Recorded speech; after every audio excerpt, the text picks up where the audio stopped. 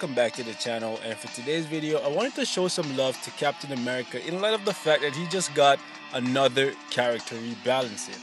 And let me just start by saying this: Captain America didn't necessarily need this character rebalancing, although I'm really happy he got it because it makes him so much better at what he was already good at, like PvP, Alliance Conquest. He's actually really freaking good. Battle World Timeline, if you have him at tier 2, he's really good. He's not going to be like a Doctor Strange killer. He's not going to be a meta character, but he's really freaking tanky. He still lacks the damage to be a top tier character, but his survivability is insane, especially if you get his newest uniform. Right? So I'm happy that Cap is getting some love, but the fact that they keep giving him new uniforms and rebalancing, guys, when you look at the rest of the Avengers, that they're in such a place where they're completely useless outside of story mode. I'm talking about people like Iron Man, people like Hawkeye, people like Falcon, people like War Machine. Like, more than half of the Avengers in this game, guys, are completely useless. Well, to me. And I'm just talking simply from where I am in this game, because I have all those characters. Level 60, 6 stars, gears on most of them are 20, and I can get absolutely nothing out of them. Like, I have to try way harder with them to barely do anything in Shadowland, and half the time they just die, and I just like, you know what, forget it. I'm not going to waste my time and hurt my head trying to play this stage with you guys, and I go ahead and use someone that's less popular and get it done way faster, right? So I really hope that they show some love to those characters because they desperately need it. Cap didn't need it, but he got it, so let's talk about it, all right? So what he got right here is 3 things that I really care about. He got a little bit of AoE on his friggin' 4 and 5 skills, and it's not necessarily AoE type damage. It's a little bit of a pull where he brings the enemies from a crazy radius, guys. Like, sometimes the enemies will be behind you, and for some reason the pull on his shield smash will actually grab them from behind him and actually throw them in front of him. It's actually really freaking insane, and it makes it so good to lock down people in PvP and one-on-one fights in Shadowland. If you have an attacking ISO set on him, or if you have him built offensively, he's gonna be a beast. He's not gonna have that top tier damage, but that with his survivability is gonna make him a really good freaking character for Shadowland now, because before he was just kind of okay. Like, I needed a leadership, or I needed to kite really well to get it done, but with these 2 skills, getting an AoE that pulls the enemies and kind of like puts them in front of me where I can just shield bash them into a corner and friggin' lock them down, it makes him so much better for Shadowland. And that's what I'm all about, guys. If you guys know anything, if you've been watching my channel for a little bit, you know that I'm a Shadowland guy. I love Shadowland, so when characters are really good for Shadowland, it actually makes me really happy, okay? So now that Cap has some Shadowland potential, I'm going to be really looking forward to testing him out a little bit more. And on top of the AoE pull, because these are the 2 things that I really enjoy, but the best thing about him is the shield throw, guys. 3-second damage immunity, 7-second cooldown. And this one was long overdue for Cap, to be honest. He should have gotten this a long time ago. He definitely should have had some kind of like damage immunity or damage block or whatever, because of the fact that his shield is such a big part of his character. This shield, guys, and that's why I still have this uniform. Absolutely love how it looks. It just screams battle tested, guys. Like, it just, when I look at this shield, it just says I've bashed in so many heads that the paint is peeling off this baby. Like, it's actually, like, I love it. I love this uniform. I love how it looks. I love the shield. That's why I still haven't bought this one here, even though I feel like this one, well, it's hands down the best uniform for him. I don't necessarily care for how it looks. It's just the bonus is actually insane, because if you guys know anything about the uniforms, you know that they all give him some type of immunity, right? And with the exception of the new one, they all give him 5 seconds of immunity. It's on a low percent, where most of them, except the female one, the female Cap, 15%, but the rest of them is a 25% chance to be immune to damage for 5 seconds. And as you guys can see, with this friggin' uniform, it's a 45% chance, almost 50% chance, guys. Cooldown is 7 seconds. So that's exactly the same as the freaking cooldown on the 1 skill. So you combine that with this, if they prop back to back, because you can't really control this one, but you can control the shield throw. So if this one's up, You just do the other skills in order to stall and then hit the freaking shield throw right after this. You got 6 seconds of immunity, and by the time that's up, you can hit his 4 skill, which is a partial iframe when he's in the air, and that will just make it so that you can probably, if you're really lucky, go right back into this because it's almost a 50% chance, right? It makes him crazy tanky. And not even just that, Cap can take a beating even without the damage block, so it's going to be really hard to kill Cap. The only problem you will have, even in World Boss mode with this guy now, if you have the Marvel Now uniform, is getting enough damage off with him. Like, he's actually pretty decent, and I really like that because when a lot of people start this game, Captain America is one of the first characters that you get, so it's very easy to go ahead and invest in him early on, and then before this, he turned out to not be really that good. Like, before the revamp, before all the reworks that he got, he was really not that good. So people like me, who when I started this game, I invested in Cap and I got him all the way to like Gears 20, and he just turned out to be kind of a so-so character. I'm really happy now because he's actually pretty good, and I don't necessarily have to change anything about him, right? And his gears are pretty good. He got physical attack, ignore defense. Those are really good stats. And you want to roll something similar to what I have here, guys. Physical attack per level for the first 2. I like Cap, so I went ahead and make sure all my percentages were over 50. And the rest you can roll for all attack and physical. Second slot is a hit. Well, it's a miss and a hit, okay?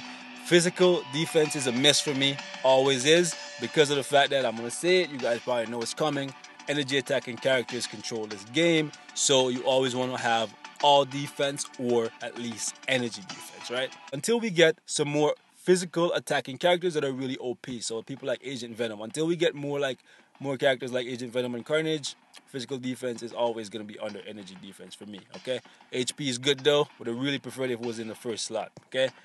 As for right here, I would generally go for energy per level, but I got green stats, and green stats are actually harder to roll than you guys think. So when you get lucky with them, you should just leave them. So as long as they don't interfere with your build, okay? So I just left it and rolled everything for all defense, okay?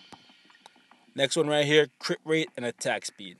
Not really that bad. I would have preferred attack speed to be at the top so I get more attack speed and less crit rate, and that's only because my cards currently don't have that much attack speed. Rather, they don't have any attack speed coming from them because I'm a procrastinator, guys. Honestly, like, I get so caught up running invasion that most of the time I just burn through my energy and I don't really have that much energy to spare to farm for cards, and I'm not really in a place where I have to change my cards anytime soon, okay? Hopefully we get some new content and I actually have to fix up my cards to do it, because then that will motivate me to actually put some more time into rifts. I still do rifts, I still get all the bonuses, but I just don't farm more than I need to. So sorry for going off course there, guys. You want to go something similar to what I have here. You want to have HP per level for the first one for sure. The second slot is optional. You want to go for a percent that's higher than what I have. I have 177 here. You want to go for 183 or higher, because anything lower than 183 is going to be a little bit lower than if you had gone with one of the numbered values. Okay, it's not going to be anything crazy, probably like 5, 6 HP, but sometimes that actually works out to be what it takes to win or lose. You know what I mean? Like, I've ended up in situations where I have literally like 50 HP left and I have only that character alive. So, you know what I'm saying? Anyways, so rest of the slots, HP, you're golden. You don't want to put dodge here. I've seen people put dodge here for some reason. I don't know why, because Captain America has never been a character to dodge anything. He's a guy to take it on the chin, like a champ. Next one right here, you have dodge. Might be why people put dodge in that slot, because they don't really know why it would be built in. Okay, so I can see why that mistake was made by a lot of people, but don't put dodge, guys. Trust me, this is actually a miss and a hit, in my opinion, because I would personally prefer it. If I was going to get dodge here, I would prefer it to be in the second slot and the freaking skill cooldown be in the first. That way I'm getting more skill cooldown. That way I don't have to roll it on my gears. But I didn't need to because my cards are really good for skill cooldown. But for some of you guys, that may not be the case, right? So for this slot, I will ignore defense to try and get as closely to 50% as I possibly could. Okay. As for his obelisk, guys, my Cap is built for PvP. I built him for Battle World and Alliance Conquest. So I wanted him to be as annoying as possible, okay? This one right here, still not ideal. I have Recovery. That's to synergize with my ISO set. But the most important thing here is the invincibility, because invincibility, on top of the fact that he has so much damage block, is gonna make him even freaking harder to get rid of. This guy's gonna be a nuisance. I'm telling you guys. Once I get that Marvel Now uniform, which I know I said it yesterday in my last video, but I really wish I could actually keep the appearance of this uniform and just get the bonus for this one, because you know I like this one. I like this one. Anyways, ISO set. Okay, mine I have start backing. Okay, this was really old. I built this when I first started. It's one of the first ISO sets, and was back then it was one of the most popular ISO sets for pretty much any character that you wanted to be a tank. Okay, now if I was building him, or if I was gonna reroll him later on and I still wanted to make him a tank, I would go for one of the HP shield ISO sets. So something like drastic density or freaking binary power.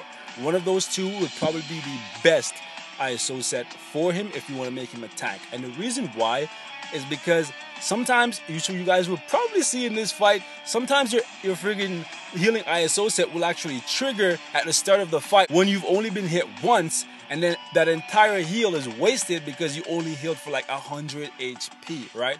Whereas if you got an HP shield, the HP shield is added on top of your HP pool, so you will always get that 20%, as opposed to sometimes getting like 50 HP healed back or getting 1,000 healed back, right?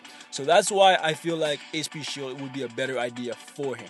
Although sometimes, because you can't see the HP shield, you don't know when you're out of HP, and if you end up being a little bit more aggressive, you can actually die because you didn't know that all 20% of the HP coming from the HP shield has been used up, okay? As opposed to being able to see your HP on the bar and then know that, hey, I only have this much HP left, okay? I really wish like the 20% added an extra bar underneath the HP so that you could see that your HP is being increased by 20% and how much HP exactly you're getting. And when it's gone, that bar is gone, and then you would know that, hey, I'm gonna start taking damage to my actual HP now, okay?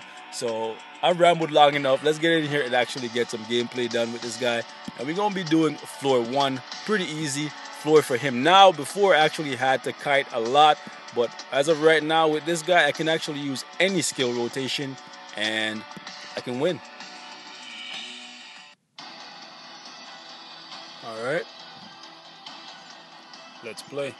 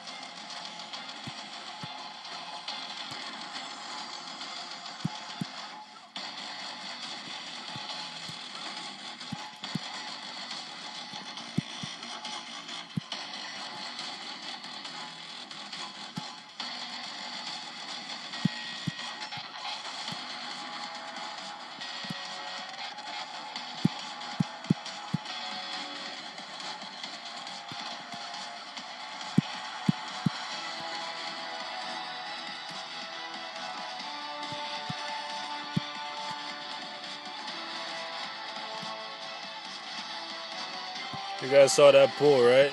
He literally pulled the Spidey from like all the way behind him. Get out of here, Ant-Man. This guy just got dragged for the ride. Come here, Spidey. Get in there. Stay in that corner. And there you have it, boys. Like literally no brain power required. All I did was tap some buttons and Cap just pulled off a win. And I gotta say, boys, I'm liking this recent change, man. Hopefully this is not all he's capable of, because my Cap is not really that great. It's nothing special. I'm sure you guys have way better Captain Americas built up in tier 2, so you guys can do way better than this. Let me know what you guys think about the new Cap in the comments, and I'll see you guys in the next one. I'm out.